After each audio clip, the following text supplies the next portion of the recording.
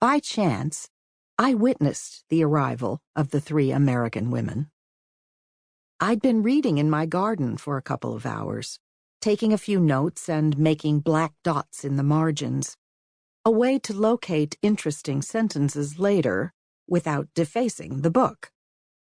Around 4:30 on these early darkening days, some impulse toward dinner quickens, and I began to consider the veal chops in the fridge, and to think of cutting a bunch of the chard still rampaging through the orto.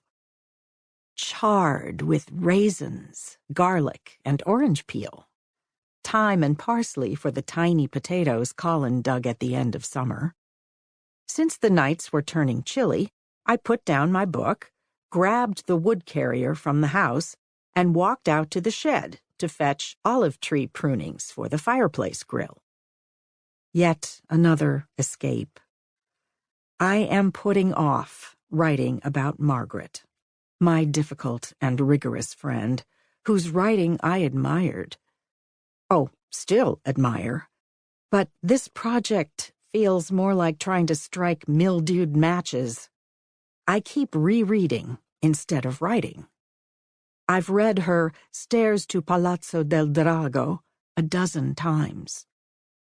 A book can be a portal. Each one I've written firmly sealed off one nautiline chamber. Is nautiline a word, meaning pertaining to a nautilus? And then opened into the next habitable space.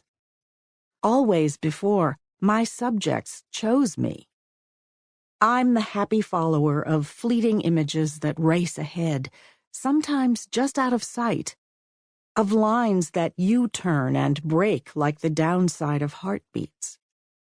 Isn't boustrophedon the ongoing form of writing that mimics the turns an ox makes when plowing a field? At times, writing conflagrates, a vacant lot fire started by bad boys. That's when I'm elated. But this time, I chose my friend as the subject. I feel as I did in college, slugging out a research paper on the concept of time in T.S. Eliot's 4 quartets. I enjoyed the work, but immediately felt humiliated by my limits. I'm easily distractible. Those shriveled apples on the third terrace, still golden and dangling as brightly as in the myth of the Three Graces, lure me to make a galette. Fitzy has burrs in his silky hair and needs brushing. My own hair has turned unruly. I would like to have a few friends over for polenta with mushrooms and sausage, now that the funghi porcini are sprouting under every oak tree. My mind surfs over endless diversions. When you're propelled by a sense of duty, you're easy to derail.